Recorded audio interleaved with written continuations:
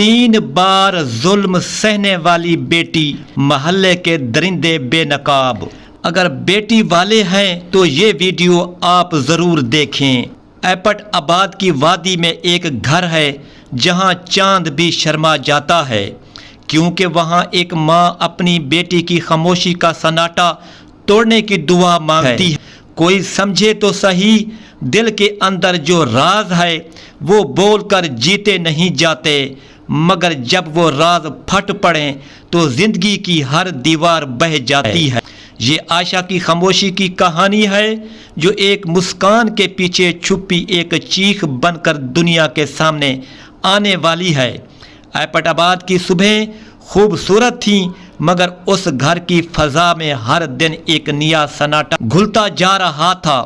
صفیہ جب اپنی بیٹی عائشہ کو اسکول کے لیے تیار کرتی تو اس کی آنکھوں میں ایک لہر سی فرش پہ پھیل جاتی۔ وہ مسکراتی ضرور، مگر اس مسکراہٹ کے پیچھے ایک ایسا خوف چھپا ہوتا جو کمرے کی دیواروں سے ٹکراتا محسوس ہوتا۔ عائشہ پہلے جیسی چنچل نہیں رہی تھی، اس کے چہرے پر وہ پھیکا پن تھا جو وقت کے ساتھ گہرا ہوتا گیا۔ کتاب کھولتی تو لمحات میں آنکھیں بند ہو جاتی۔ کھیلنے کی چاہ ہوتی، مگر وہ ایک بار بھی مکمل طور پر آزاد ہو کر نہ دوڑ سکی۔ زید کی فوجی تربیت سے بنے ہوئے سخت رویے نے گھر کو ایسے پیچ و تاب میں ڈال دیا تھا کہ گویا محبت کی ہر سرگوشی نے خوف کا روپ دھار لیا۔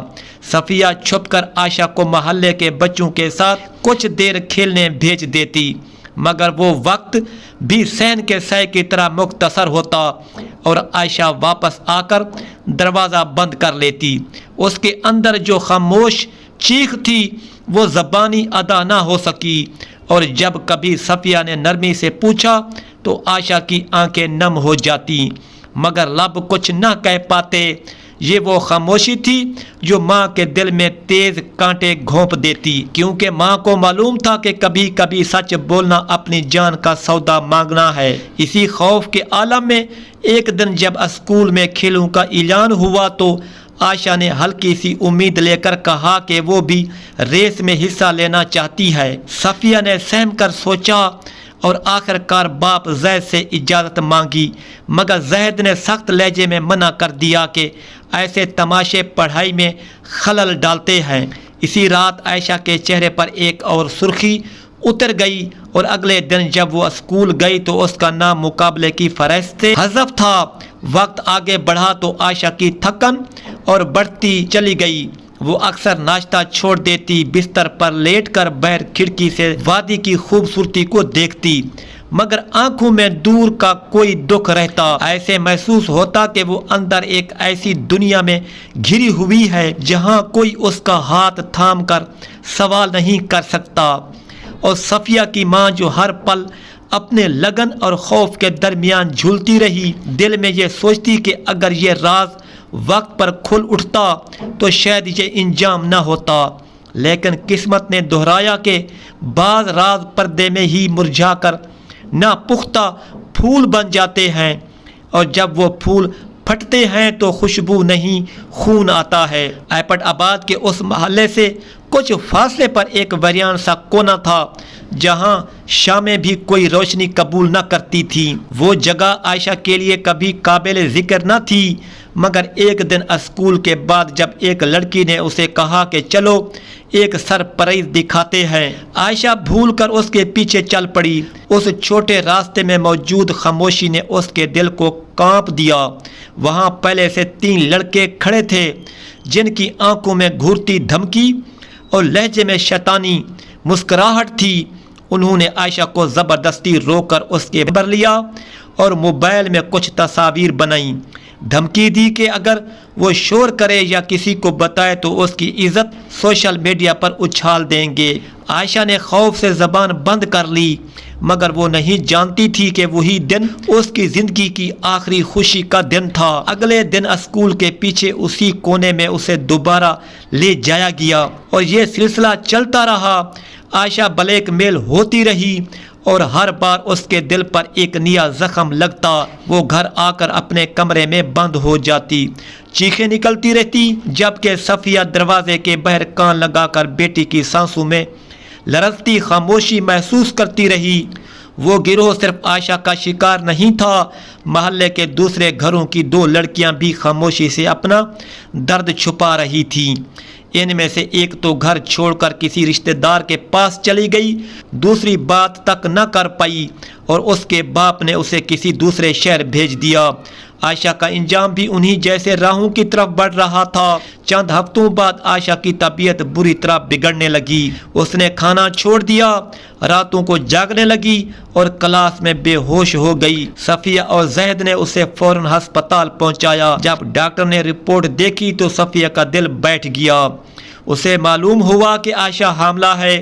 صفیہ کی آنکھوں سے آنسو خود بہہ نکلے، زہد کی آنکھوں میں غصے اور شرمندگی کی ایسی لرزش آئی جسے وہ سنبھال نہ پا رہا تھا۔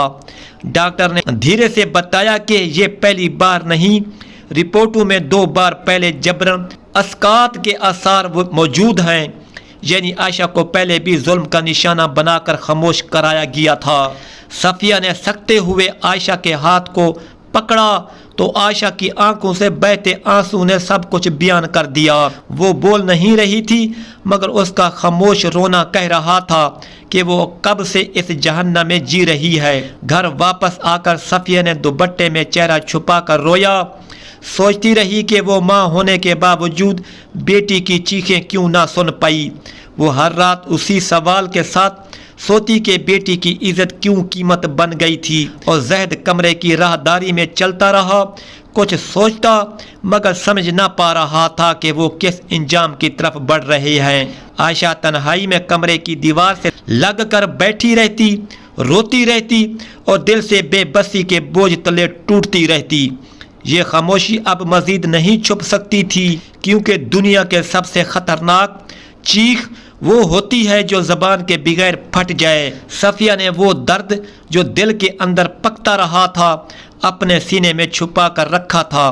اس نے جب ڈاکٹر کی ٹھوس باتیں سنی تھی اور جب اس کے ہاتھ میں وہ کاغذات تھمائے گئے تھے جن میں 2 بار پہلے ابارشن کے آثار درج تھے، تو اس کا دل خون کے چھلکوں کی مانند پھٹ پڑا۔ اس نے اپنی عزت اور بیٹی کی حفاظت کے بیچ ایک ہولناک فیصلہ کیا۔ وہ اپنے غرور اور محلے کی زبانوں سے ڈرتی ہوئی، خوف کے مارے یہ سوچ کر کہ اگر عائشہ کا پورا راز کھل گیا تو اس کے گھر کو کیا لوگ سنبھالیں گے اور کیا سچائی ان کے راستے زندگی بشک ثابت ہوگی۔ ایک رات وہ بے بسی میں عائشہ کو ایک اور بار کلینک لے گئی اور اصرار کیا کہ اگرچہ ڈاکٹر نے خطرے کی بات کی ہے مگر بہتر یہی ہوگا کہ ایک بار پھر اس درد کو خاموشی سے کلا کما کر دیا جائے۔ اس طرح صفیہ نے اپنی بیٹی کی جوانی کو، اس کے مستقبل کو اپنے ہاتھوں سے چھینا تو تاکہ محلے میں کوئی سرزنش نہ ہو، مگر اس نے نہ جانا تھا کہ خاموشی کا سودا ہمیشہ مہنگا ادا کرنا پڑتا ہے، اور وہ قیمت اب صفیہ کی آنکھوں کے سامنے خون کی صورت میں نمودار ہوتی ہے۔ عائشہ کی لاش کمرے میں پڑی ہوئی تھی اور صفیہ کے ہاتھ کانپ رہے تھے۔ اس نے کبھی سوچا بھی نہ تھا کہ اس کی ماں ہونے کی یہ بے بسی اس کو کس انجام تک لے آئے گی۔ محلہ وہ جگہ تھا جہاں دن کے وقت بچے کھیلتے، لڑکیاں اسکول جایا کرتی تھی اور بزرگ شام کو بیٹھ کر چائے پیتے تھے، مگر اسی محلے کے گوشوں میں کچھ درندے چھپے بیٹھے تھے۔ وہ لڑکیاں جنہیں وہ لوگ آوارہ کہتے تھے دراصل ان کا نشانہ بنتی تھی۔ ان کے چھوٹے چھوٹے قدم، ان کی ہنسی، ان کی معصومیت ان کے لیے باعث وسوسہ تھی۔ یہ درندہ گروہ رات کے اندھیروں میں لڑکیوں کو پھانسنے کی چالیں چلتا، سوشل دباؤ اور دھمکی کے ذریعے ان کا راستہ بدل دیتا اور پھر ان کی لاچاری کا فائدہ اٹھاتا اور کوئی سوال اٹھنے کی صورت میں ان کے خلاف ثبوت پھیلانے کی دھمکیاں دے کر انہیں خاموش کروا دیتا۔ عائشہ بھی انہی راہوں میں پھنس گئی تھی۔ اس کا دل روز بروز ٹوٹتا جا رہا تھا، مگر وہ کس کو بتاتی، کس کے سامنے اپنا ماتم کھولتی۔ صفیہ نے جب بھی کسی سے بات کرنے کی کوشش کی تو محلے کی زبانیں گھبراہٹ اور خفگی نے اسے خاموش کر دیا۔ اس نے سوچا کہ بہتر یہی ہے کہ روز راز پردے میں رہے کہ بیٹی کی زبانی آواز دبا دی جائے۔ تاکہ محلے کی عزت بچ جائے، مگر غربت، خوف اور خاموشی نے عائشہ کو نہ صرف جسمانی بلکہ روحانی طور پر بھی چور کر دیا تھا۔ ایک شام انہی درندوں کی ایک اور حرکت پکڑی جانے والی تھی جب وہ ایک اور معصوم لڑکی کو اپنے شکنجہ میں جکڑنے لگے تو قسمت نے ایک ایسا رخ موڑا کہ ان کا وہ دشمانہ منصوبہ آدھا رہ گیا۔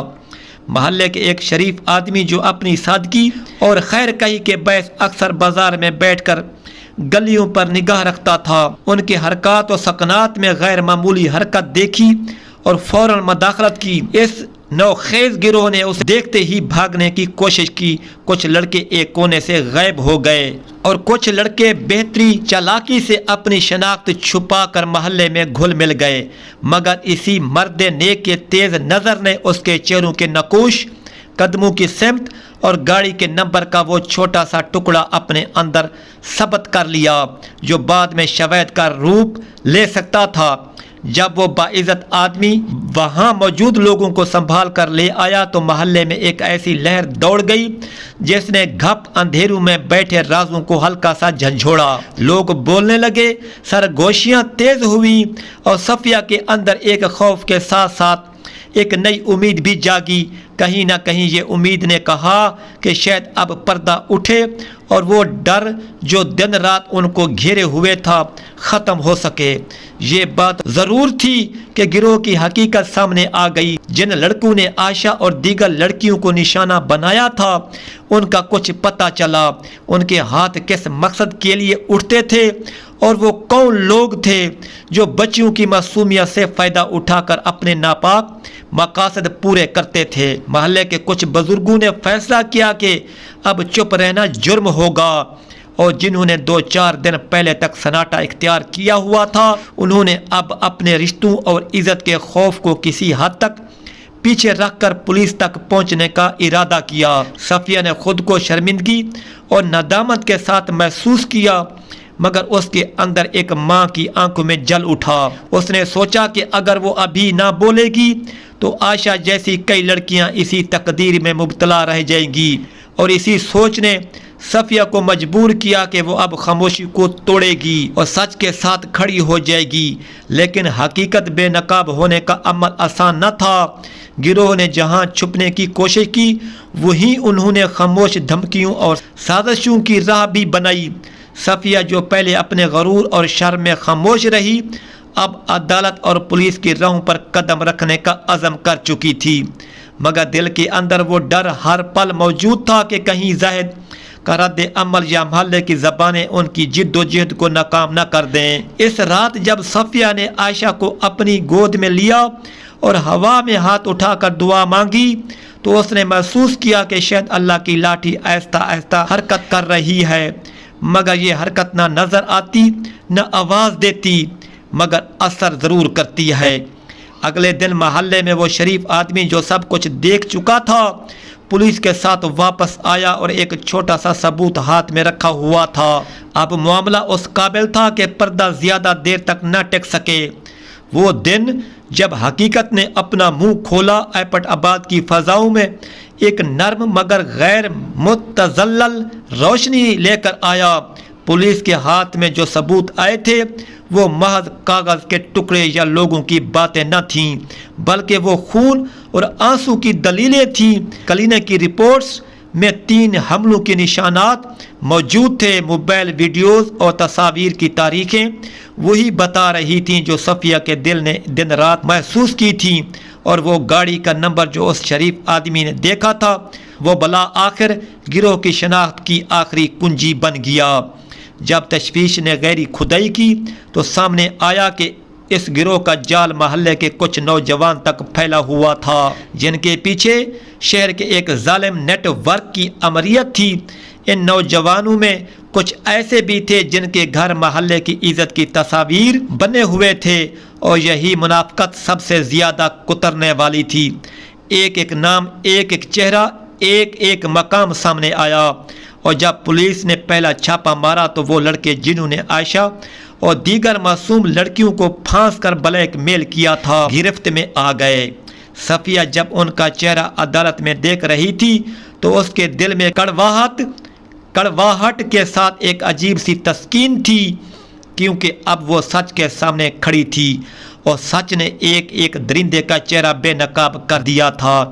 आयशा का तीसरा हमल, जो उसकी जवानी का आखिरी रोशनास था, इस तशवीश की सबसे दिल खराश दलील बन गया। डॉक्टर की रिपोर्ट्स में वो वाज़ेह था कि 3 मरतबा ज़बरदस्ती अस्कात हमल करवाया गया और तीसरा वाक़या आखिरी बार मौत का सबब बना। अदालत में जब ये शवाहिद पढ़े गए तो हर कान में वो चीख गूंजी जो कभी आयशा की खामोश आंखों ने कही थी, अब आवाज़ बनकर सब कुछ कह रही थी। मुफस्सिल बयान में कुछ लड़कों ने अपने कसूर का इकबाल जुर्म किया, कुछ ने इल्ज़ाम एक दूसरे पर मुंतकिल करने की कोशिश की, मगर टेक्स्ट मैसेजेस, वीडियो फ्रेम्स और कलीने के नामा निगारों ने उनकी हचकचाहट को बेमानी कर दिया। जैद जब अदालत के दरवाजे के पास खड़ा हुआ तो उसकी आंखों में शर्मिंदगी और सकूत दोनों थे।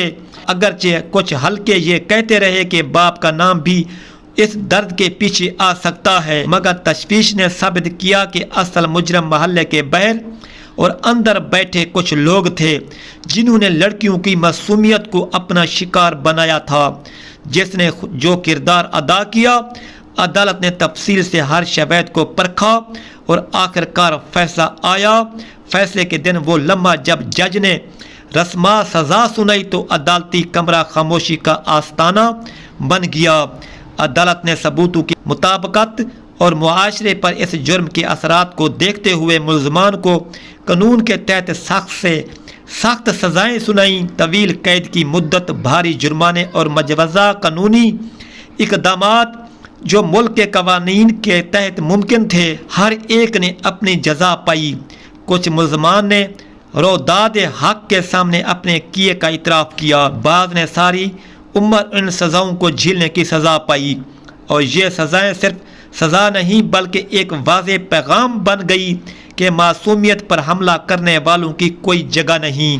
सफ़िया ने अदालत के बाहर खड़े होकर जब अपनी बेटी की लाश को सीने से लगाया तो इस आंखों में वो सुकून बखेरा था जो इंसाफ बिखरा था, जो इंसाफ के बाद किसी किस्म की तस्कीन दे देता है।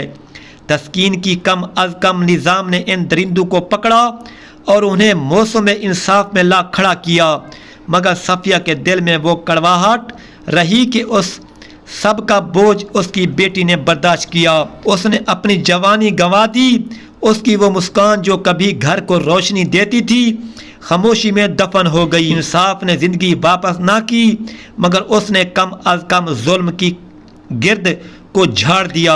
इस सब के बाद महल्ला आहिस्ता आहिस्ता जला, लोग बातें करने लगे। महल्ले की ख़वातीन ने सफ़िया और आयशा के लिए हमदर्दी ज़ाहिर की और बहुत सी माओं ने अपने बच्चों के बारे में सोच बदल ली। सफ़िया ने यह दुख दिल में जमाने की बजाय एक नई इख्तियार की। उसने अदालत के फैसले के बाद एक मकामी तंजीम के साथ मिलकर एक छोटा सा मरकज़ कायम किया जहां लड़कियों को तहफ़्फ़ुज़, कानूनी मशवरा और ज़हनी सहारा दिया जाता था। वो ख़ुद वकालत करने वाली ख़वातीन से मिलकर तरबीती सेशन मुनअक़िद करती, नौजवानों में शऊर पैदा करती और ये पैगाम देती कि खामोशी जुर्म को नहीं रोकती बल्कि बढ़ा देती है। आयशा की कहानी ने बहुत सी बच्चियों की आंखें खोल दी। कुछ ने घर के अंदर छुपे दर्दों की बात की, कुछ ने मदद मांगी और कुछ ने अपने मुस्तकबिल की हिफाजत के लिए कदम उठाया। सफ़िया ने अपनी बेटी की याद में इस मरकज़ का नाम आयशा आवाज़ रखा और वो शाम को जब वहाँ बैठती तो उसे महसूस होता कि उसके बेटे या ख़ानदान के दीगर रिश्तेदार भी इस जिद्दोजहद में उसका साथ दे रहे थे। शायद वो सब कुछ बदल नहीं सकते, मगर कम अज़ कम इस महल्ले के आइंदा दिन कम उजड़े हुए होंगे। आखिर में आयशा की कहानी एक कुठन गम से शुरू हुई, जुल्म से गुजरी और इंसाफ एक दायरे से मगर मजबूत फैसले तक पहुंची। जिन्होंने उसकी मासूमियत को छीना उनका इंजाम सख्त हुआ और उस इंजाम ने मुआशरे को यह सबक दिया कि सच बोलने वाली माँ और इंसाफ की राह कभी बेमानी नहीं होती। सफ़िया ने बेटी को गले लगाया اور اس کا درد دل میں سمونے دیا، مگر اس نے عہد کر لیا کہ وہ عائشہ کی یاد کو محض غم تک محدود نہ رکھے گی، بلکہ ہر اس لڑکی کے حق کے لیے آواز بنے گی جس کی آواز دب گئی ہو۔ اور ایپٹ آباد کی وادیاں اب بھی خوبصورت تھیں، مگر اب ان میں ایک نئی حقیقت بھی بسی تھی کہ پردے کے پیچھے چھپے سچ جب بے نقاب ہوتے ہیں تو وہ نہ صرف جرم کو بے نقاب کرتے ہیں بلکہ نئی امید کی راہ بھی کھول دیتے ہیں۔